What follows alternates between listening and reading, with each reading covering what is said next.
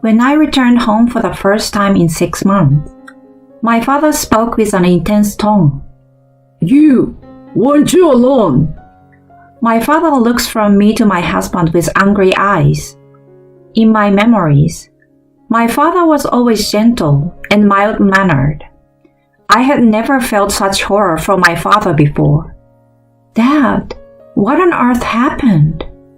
I came back after such a long time, and this is how you react? I wonder why he's so angry. Amidst the various questions that arose, my father slowly approached me and looked me in the eye. Divorce that man right now. Eh? Dad? Please, just do it. Divorce him. My father's face seemed somewhat sad.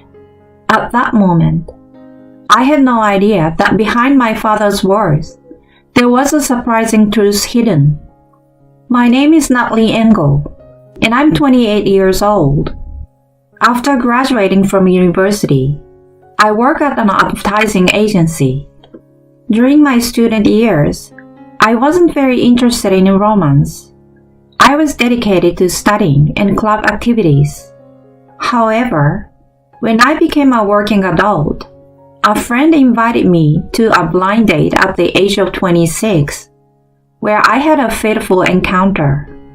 It was then that I met Ricky, who was the same age as me. He worked for a very ordinary company, and his annual income was quite average.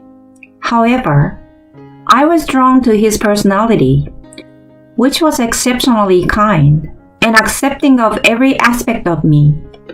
We exchanged contact information, started going out regularly, and after a year of dating, he proposed. I happily accepted the proposal, and we became a married couple. The other day, it had been exactly half a year since we got married. Even after transitioning from boyfriend to husband, Ricky hasn't changed. He still listens to my stories attentively and treats me kindly, just like during our dating days. However, recently, I've been troubled by something concerning my husband. It's the fact that his job has become so busy that we can't spend much time together as a married couple. During our dating and early marriage days, he used to finish work promptly and come straight home. Although there were occasional work-related events or drinking parties, he always informed me in advance, so I never felt anxious. But recently, there have been times when he returned home late without any communication, and I don't understand the reasons. Just the other day, he came home past midnight without any notice, leaving me, who had prepared dinner and waited, feeling ignored. As this has been going on for a while now, I found myself reacting harshly to him. Hey, isn't it a bit too late? I sent you messages, and you didn't reply. I was worried, you know. Confronted by me, my husband openly wore a visibly annoyed expression and let out a heavy sigh. Sitting himself heavily on the sofa, he lazily uttered, Sorry, but I was busy with overtime. Can't you understand that I was working? But if it's overtime, you could at least send a quick message. I thought you would come home like usual, so I was waiting for dinner. You think I had time to send a message? I was too busy. Maybe your workplace doesn't have much overtime, so you can't understand my situation. Why are you talking like that? I just wanted to bare minimum, a little communication. Were you always this troublesome? I thought you were more understanding. But, overwhelmed by shock, I couldn't say anything more. My husband let out another big sigh and left the living room. As he left, he casually mentioned sleeping separately for a while. And with the slamming of the door, the tense air in the room dissipated. I never imagined my usually gentle husband would use such distancing words. Why? Why would he say something like that? We promised each other before marriage that if there is anything on our minds, we'd talk about it. I just wanted to improve our relationship as a married couple. Why did it have to come to this? Holding back the welling tears, I desperately headed to the bedroom. From that day on, my husband never slept in the same bed. On one particular day, Ricky was absent as he went camping with colleagues on a Saturday. While watching the drama alone at home, my phone rang with the sound of a message. Seeing the words "Mom" on the screen, I felt my heart skip a beat at the long-awaited contact from my mother. "Hello, Mom?" "Natalie, it's been a while. How are you?" "I'm good. It's nice to hear that you're doing well too, Mom." "I'm still going strong. I'm glad to hear things are going smoothly for you, Natalie. Are you alone today? Is Ricky not there?" "Oh yeah, Ricky is, off camping with some colleagues, and he won't be back until tomorrow." "Oh, is that so? Must be lonely for you." When my mother said that, she followed up by saying, "But taking a break is necessary." As though supporting my husband. I was going to discuss my relationship with my husband, but I felt a little uncomfortable. Perhaps, sensing something different, my mother expressed concern and gently inquired about it. "Natalie, is something wrong?" "Huh? Why do you ask?" "I just felt like you weren't yourself. If there is nothing, that's fine. But if something's bothering you, I'm here to listen." "Mom." My mother's kind words almost make me cry. Feeling the limits of carrying the burden alone, I decided to confide in my mother about recent events. Talking to people makes me keenly aware of my own issues. While I spoke, my mother kindly nodded and listened. After finishing telling everything, my mother softly murmured, "So that's how it was." Seeing me fall silent, my mother gently said, "Natalie, if it gets too tough, you can always come back home, But since you're a couple, I also think it's important to have a solid conversation with Ricky." "Yeah, you're right. I understand. But Ricky doesn't want to talk to me." "If you decide on a date in advance for a serious talk, it might be better." "A serious talk? A scheduled time?" "Exactly. Your father and I had many clashes, and we resolved them through numerous conversations. It's not about forcing a solution. It's about compromising and working things out to the extent both can manage. That's the key to maintaining a marriage." My mother's words startled me.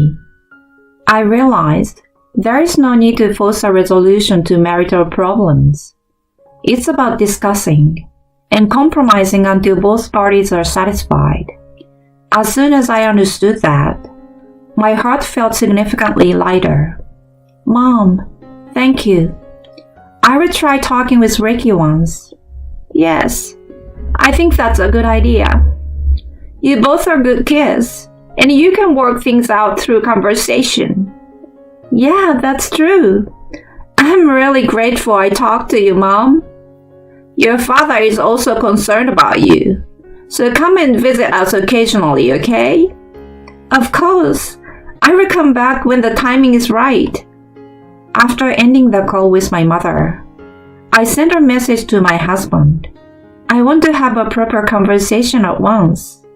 The reply came the next day, agreeing to talk once he returned from the camping trip.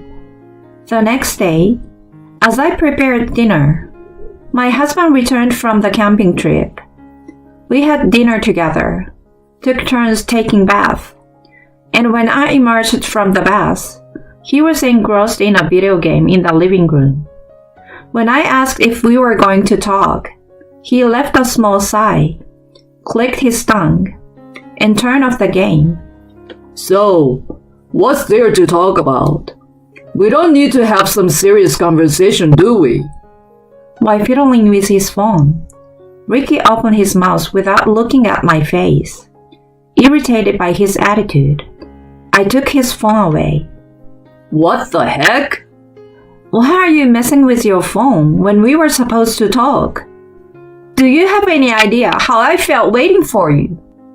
It's probably some nonsense about me coming home late, right? Sorry, but talking won't make me come home any earlier. I'm not trying to say that. I just want you to communicate properly with me. I want to spend some weekends going out together occasionally. So it's about that after all.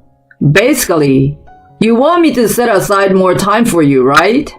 No, that's not what I'm saying. Desperately pleading, I found that my husband had no intention of listening. On the contrary, he visibly became more upset, glaring at me intensely. In the end, that day, the conversation went nowhere, and we reluctantly went to bed in the heavy atmosphere. My heart was on the verge of collapse. A month later, on this day, it was the anniversary of my grandfather's death, so I had to return to my parents' house for the first time in 6 months. Since that day, there had been no improvement in my relationship with my husband, and the car ride was filled with an awkward silence. Despite seeking advice from my mother, nothing had been resolved, and I felt a slight sense of guilt. With a heavy heart, I pressed the intercom button at my parents' house. The door opened, and it was my father who greeted me, not my mother. "Dad, it's been a while." Despite my cheerful greeting, my father just muttered softly. Normally, he would respond with a happy smile, but this time it was absent. "Dad, is something bothering you?" As I pondered this, my father continued to speak. You want alone? Despite returning home for the first time in 6 months, my father's demeanor was extremely stern. With eyes filled with anger, he directed his attention from me to my husband. In my memories, my father was always gentle. Experiencing him in such an intimidating manner was a first. "Dad, what's going on? I came home after such a long time. And why are you so angry?" Amid various questions swirling in my mind, my father slowly approached me and looked into my eyes. Divorce that man immediately.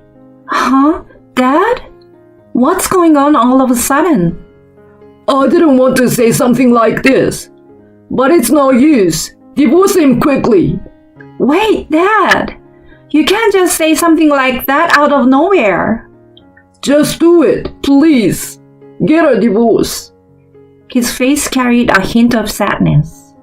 I sensed that there was something serious in my father's pained expression. The room fell into a heavy silence, and my mother hurriedly came to the entrance, asking, "What happened?" But my father remained stubbornly silent. In the tense atmosphere, the one who couldn't bear it any longer and spoke up was none other than Ricky. Wait a minute, Dad.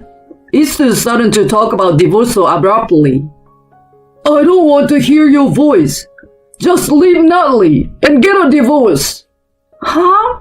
What's going on? Dad, I never knew you could be so unreasonable. Ricky, as if mocking, laughed and directed an unpleasant gaze at my father.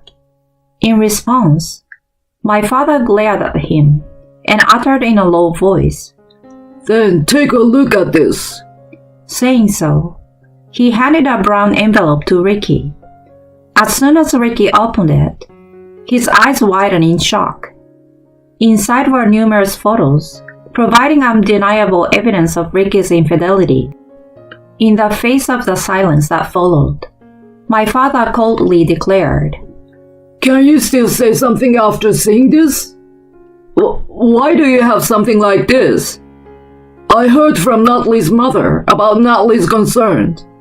When I heard the details, I found it suspicious.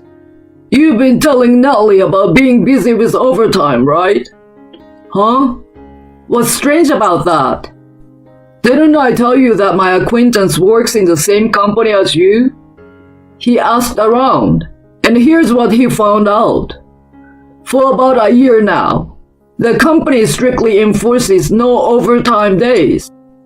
What? My father's words triggered a memory. My father's college friend worked in the same company as my husband. When my father inquired through his friend, he learned that the company strongly promotes a no overtime policy. That's why he found the details I shared with my mom strange. My husband wasn't coming home late due to the overtime or company gatherings. It was all because he was spending time with his affair partner. Certainly, the various excuses he made to be away from home on weekends were probably because of that.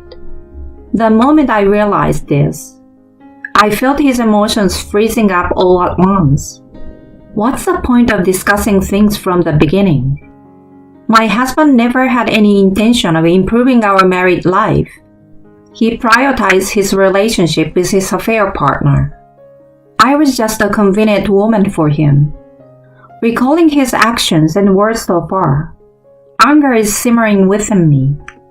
Looking at my husband, who paled at the evidence presented by my father, I slowly spoke. Ricky, let's get a divorce.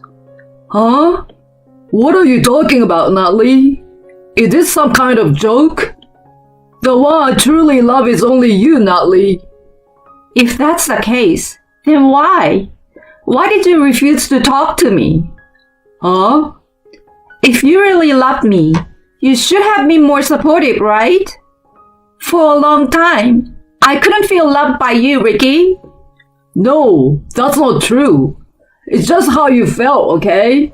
I genuinely love you. My husband desperately makes up a lie on the spot. I was beyond angry and dismayed at him. I made it clear to my husband that I no longer felt any attraction to him. Oh, for heaven's sake, I love you? I don't want to hear that lie. If you love me, why did you cheat on me? Why did you refuse to discuss this with me? All because you prioritized your own convenience at the time, right? Because the person you are cheating on me with was more important than me, right? No, Natalie. Let's talk for a moment. We can talk. We can make things right. Huh? You have been ignoring me for so long. What do you want to talk about now? For the record, I don't have anything to say to you anymore, and I don't want to understand you. It doesn't matter whether you're serious or not. The fact that you cheated is a problem. This was the first time I became so emotional in front of my husband. He too seemed completely frozen, witnessing my intense tone. With tears welling up in his eyes, he desperately tried to speak. I told him in no uncertain terms, I will never love you again. I don't want anything to do with a scumbag like you. And I don't want to see your face ever again. If you understand, then leave now. Never appear in front of me again. Natalie. There's no room for persistence from a jerk like you. Then, my husband collapsed to his knees, finally breaking into tears. My father grabbed his arm and forcefully ushered him out of the house. Later, I contacted my in-laws, and they came to my parents' house. When I explained everything to them, they were left speechless. My father had prepared the divorce papers in advance, and I signed them on the spot. My husband stubbornly resisted, but thanks to my father's stern scolding, I managed to somehow get him to sign. Ricky was taken away by my in-laws, and I returned home alone. I packed up all his stuff at home and sent it to my in-laws. Rumor has it that Ricky has become completely disheartened and is now not even going to work. Because I claimed compensation, My husband's relationship with his affair partner worsened, and now he lives shut in at his parents' house. Moreover, paying compensation to me depleted his savings. It's only a matter of time before he loses his job at the company. It's easy to imagine that his future is not looking bright. But I don't care anymore. I have decided to make choices that will lead to my own happiness this time. Natalie, how are you? Are you doing well? On the day I moved near my workplace, my father called. I reassured him that I'm doing well. Dad, don't worry. The move went well and I'm fine. Well, that's good to know. Sometimes I think about it. I thought maybe you would have been happier if I had kept my mouth stopped. Yeah, that's not true. I'm much happier now because of you. Natalie, yes. I wish for your happiness above all else. Thanks to my father, I'm where I am now. The reality is that I'm much happier now than when I was in my married life. From now on, I want to prioritize my own happiness for the sake of my parents who care about me.